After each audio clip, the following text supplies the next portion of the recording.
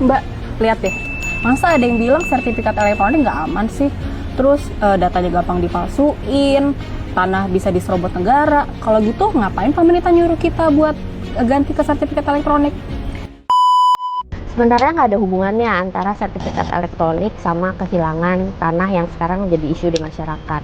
Dan masyarakat nggak perlu panik, karena sebenarnya sertifikat elektronik itu malah memberikan keamanan yang lebih. Karena yang pertama, datanya tersimpan di database nasional, kemudian tidak mudah hilang, dan juga gampang dicek dan diakses di mana aja. Kalau dulu ingat bentuk sertifikat masih kertas, itu ya? Ya, itu tuh sebenarnya malah lebih berpotensi rusak, kebakaran, hilang, atau mungkin palsu.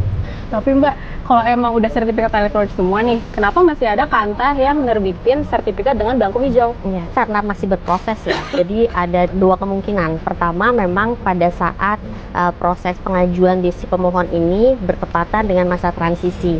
Yang kedua, kita tuh memang sedang bertahap dari mulai Januari 2024 sampai Juli 2024 peralihan beberapa kantor pertanahan beralih dari analog menjadi elektronik. Tapi prinsipnya semua nanti akan beralih ke elektronik pada saat layanan pemeliharaan data, misalnya kayak jual beli, waris, hibah.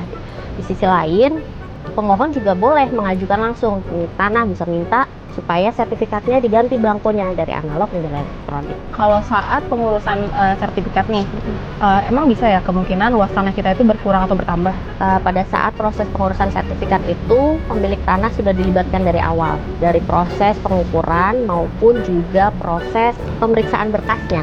Pemilik tanah tuh harus sudah memasang patok batas tanahnya dan juga harus sudah disetujui oleh tetangga batasnya. Gitu. Jadi tetangga batas harus hadir untuk tanda tangan.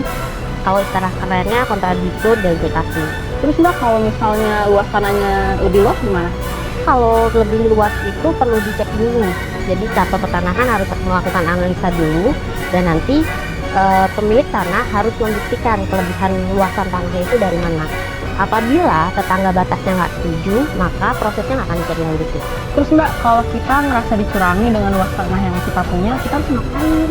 Jangan takut, kalau kamu ngerasa tanah kamu luasannya berkurang atau mungkin malah bertambah, kamu bisa lapor ke kantor pertanahan terdekat lokasi tanah kamu berada.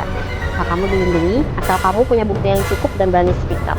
Dan kamu harus sering-sering main kantor BPR. Kalau gitu berarti nggak perlu was-was lagi tentang sertifikat elektronik ya Mbak? Betul.